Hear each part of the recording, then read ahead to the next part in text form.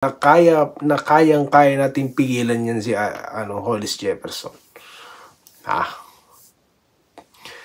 Tignan nyo lang po yung laban ng Philippines at Jordan, kung paano natin nilabanan ng Jordan noon kung paano natin napigilan si Hollis Jefferson. Same format lang po yun. Ganun lang, at ngayon pa lang po napag-aralan na yun ni Coach Tim Cone kung paano po pinag-aralan ito pong play ng San Miguel, no? Na mas delikado nga sila kalaban dahil may solid silang Junmar Fajardo, di ba?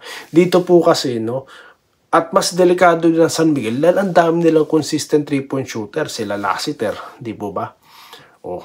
Tsaka hindi mo alam kung sinong pupukol sa mga yan. Lahat halos pumupukol. Sa tropang Giga, di ba? Alam mo na kung sino talaga yung lalapitan nila. Hindi ba mas madaling bantayan yung mga yan dahil mark na yan? At meron tayong depensador, di ba? Na si Stephen Holt na pwedeng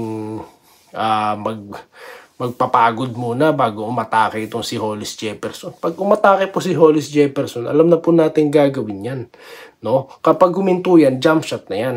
Pag talaga umatake yan, abangan na sa ilalim yan. Ganun po ang magiging diskarte dyan, no? So kung paano natin sila nilabanan against Jordan, ganun lang din po, no? Dahil nandyan yung ilang pieces, no, na ginamit ni Coach Tim Cone, si Scotty, si Brownlee, at itong si Japet Aguilar.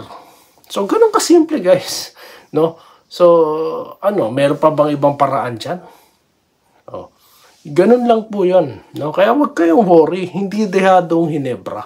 Dehado ang tropang Giga, sa totoo lang. Tandaan nyo, coaching pa lang, no?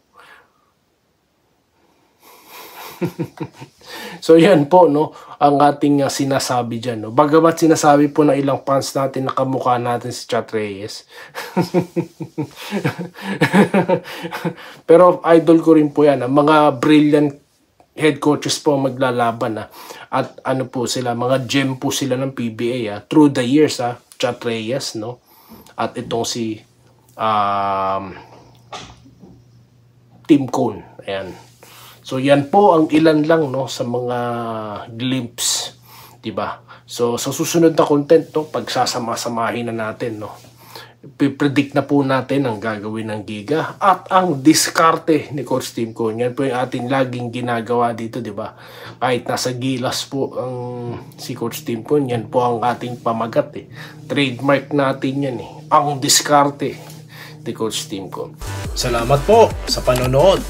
Subscribe na para sa mga susunod na basketball at boxing videos.